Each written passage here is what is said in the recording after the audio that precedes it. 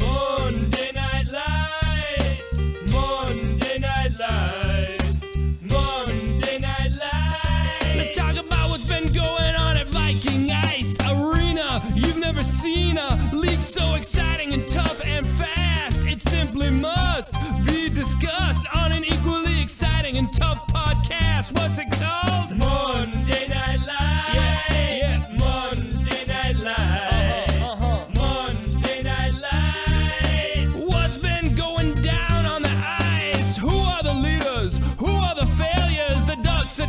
The Nordiques, the Whalers, the Seals, the Americans, the North Stars. Who's gonna stall? Who will go far and earn the keg? Who's gonna earn the keg? We'll find out in time. Give us a holler on the whoop line.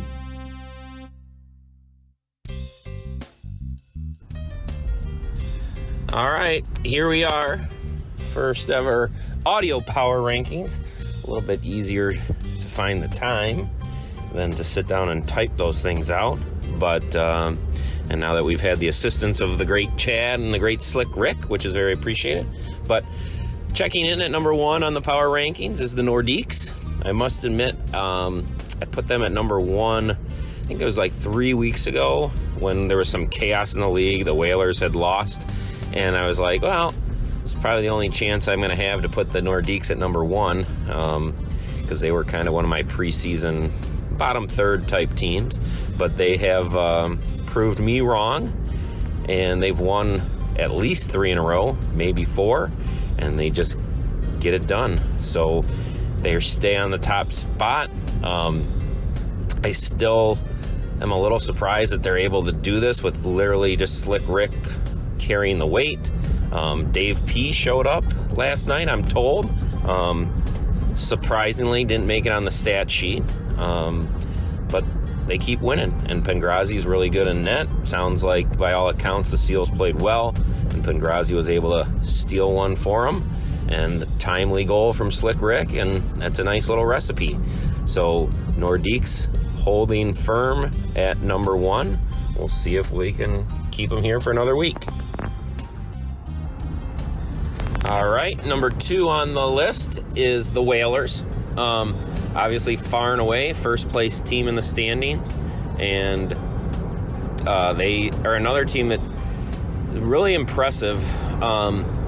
They have a lot of subs every week, right? And that's not easy to deal with when you got new guys in the lineup, this and that. You got to juggle things. But I guess it just doesn't fucking matter, because the one guy that does show up every week is Drake, and he is the straw that stirs the espresso, taking a little term from our old buddy Gio, who's across the pond. Germany-Japan soccer right now, by the way. But yeah, the Whalers just, they won a low-scoring game.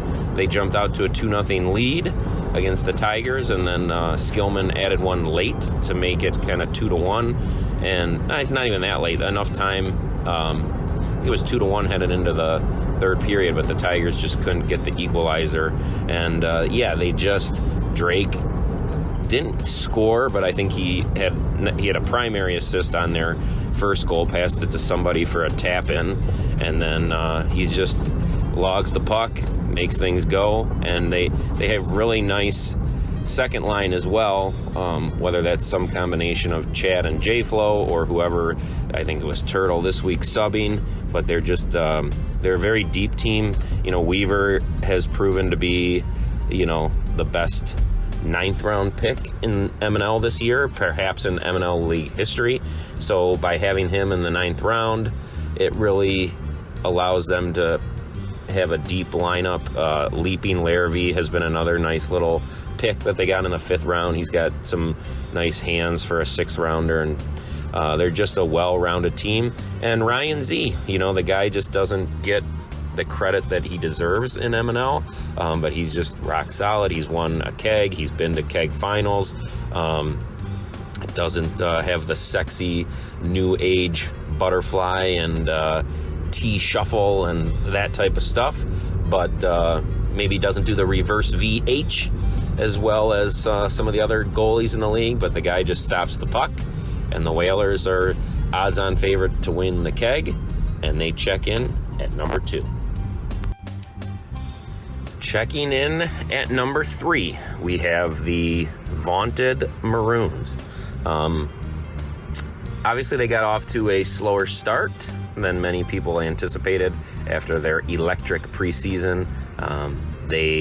I was never concerned that they would rise through the standings, and they have proven me right in that regard. They're a real nice team.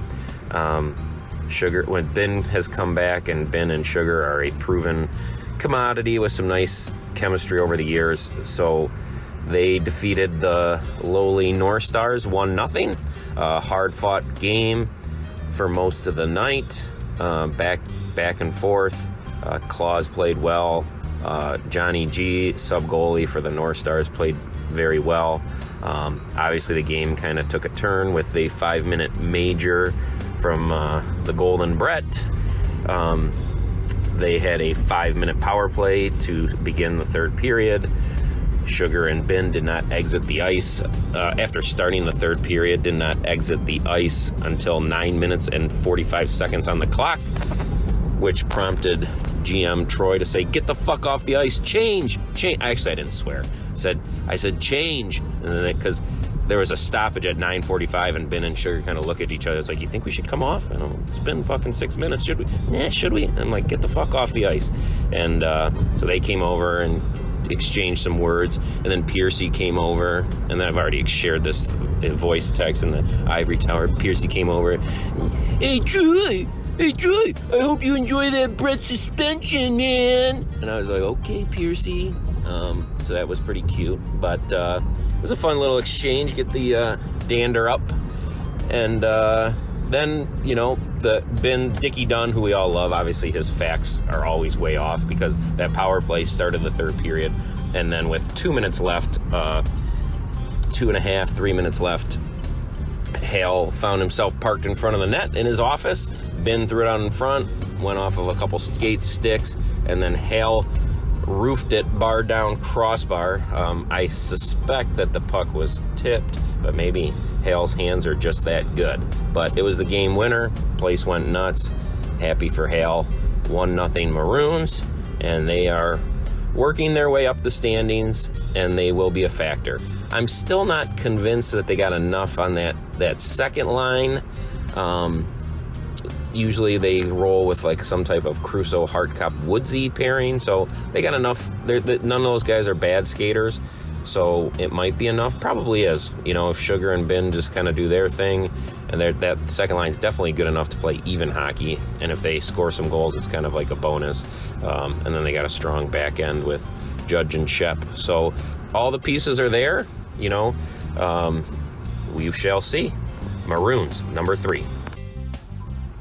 All right, checking in at number 4, we have the Americans on a bye week. I think we had Crunk subbing, Turtle Tim subbing, and then Johnny G sub for the North Stars. Talked about this team quite a bit, their formula, and having Johnny G in net for us was a treat. So he's just really solid back there. You have to earn every goal against him. So, and then you got cherry picking Proctor, doing his thing. So the Americans are, they're an ugly team to watch. They don't really move the puck, as I've talked about. But they got Rubel coast to coast if he doesn't turn it over, and then they got throw the puck into the neutral zone for Proctor, and he can either have a breakaway or shoot from a short angle and beat goalies with the same weird short angle shot for 57 years in a row, no matter how much you warn the sub goalie that it's coming. But that's the Americans at number 4. Definitely in the mix. I wouldn't want to play them in a 1-game series. I wouldn't want to play them in a 3-game series. So they're contenders. They might just pull it off. But number 4 for this week. Number 5, we have the Tigers, right? So, yeah, just kind of another up and down team. They lost 2-1 to the Whalers. I don't remember them having a whole bunch of great chances. The flow of the game was, it was pretty even. It's not like they got dominated, but I'm sitting here and I don't remember, just a ton of marquee chances for the Tigers. So they made that trade. that gave them a pretty impressive top 4 of Fem, Trent, Pete, and Skillman. And then obviously a little bit, they don't have great depth at the bottom because of that trade, but they're doing fine on I expected these guys to play kind of a run and gun, high scoring game. Hasn't really panned out that way, but conversely, that their defense has held up nicely. Kayla's had a nice year, but they just seem to be a little bit off. Like, I don't know if the lines aren't meshing. You know, I know they've played Pete and Trent and Skillman and Fem. It feels like Skillman and Fem have played together for decades in MNL, and they're just okay. You know, they're certainly middle of the pack, certainly a hard team to play, but I just haven't seen that high-flying offense. Like, Fem hasn't had that many opportunities, and you would think on the Olympic ice that thered be so much space that you just see them streaking down the ice. Haven't seen that as much.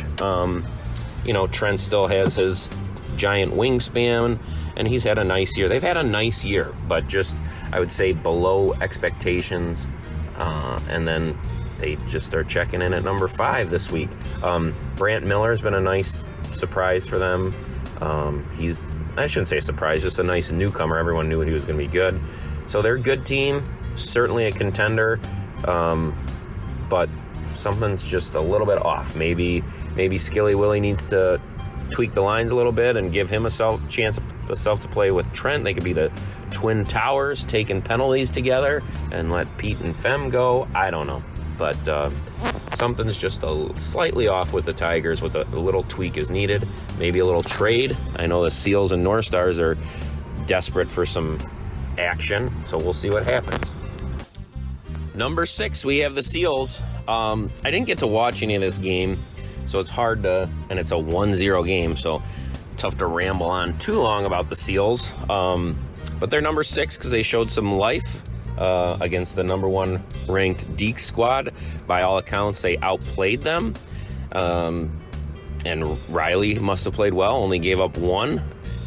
But in the end, they're still in last place. They still struggle. The Seals, similar to the North Stars, they struggle to score. And actually a lot of teams this year, but I think the Seals even more so. They just, they don't have that sniper. There's been talks that they're trying to acquire Peso from the North Stars to get themselves that score. Maybe something can be done there. We shall see. But they just, you know, I'm sure Shawnee's back and forward. He's grinding his dick off doing what he does. But he kind of, it's tough for him to be that alpha Batman without a good Robin, you know. So the year that they won, I think it was Shawnee, I don't know, Shawnee, Rattler, Serta, Woodsy, you know, had a lot more depth. But they just struggle to put the puck in the net. And I know the feeling, and it makes it hard. Puts a lot of pressure on the defense and the goalie. You know, you give up a 1 goal early and you're like, oh God, it's going to be a struggle. So Seals check in at number 6. They are 4 points out of the final playoff spot. They do have a game in hand on the North Stars, so they have a big game next week, I believe, against the Americans. And then after that, it's the showdown for last place with the North Stars, who are on a bye this week. So things could get really tight at the bottom, or they could stretch out here in the next 2 weeks. So it'll determine what type of playoff race we have and perhaps what happens at the trade deadline. But number 6, the Seals. Number 7, the Kings of the North. Another week, another loss. Can't score goals. I haven't looked, but I think over the last 4 to 5 weeks we have scored a combined 4 goals. So maybe last week we got 2 in a loss. I can't remember. I think maybe we did get a few last week, but we're just struggling. Can't put it all together. The return of the Golden Brett last week provided a little boost with scoring. Seemed to have a little jump. Not a lot of jump this week. You know, I haven't seen him play a lot. We were kind of anticipating that he would be kind of in this, not like, I don't want to say Matt Taylor level, but kind of scoop up the puck and go for it. He was still learning the league. It's difficult when you snap out outlet passes and you don't know if the player receiving it is good, bad, middle, different, and you don't know which defenseman. You can go around what you want. Boom, boom, boom. He was able to get around one defenseman at the end of the game. I believe it was Dougie, and then found himself on top of Cam and just trucked him for the collision of the night. SportsCenter top play candidate, which resulted in, a 5-minute major and a game misconduct. There's been, which, because it happened in the third period, led to a suspension. There's some grousing from experienced refs in the North Stars locker room that maybe a 2 and a 10 could have been called, but we're erring on the side of caution and safety in MNL, so that's fine. But that 5-minute major, able to kill off the penalty, but playing without your number one pick the rest of the game just lacked the juice.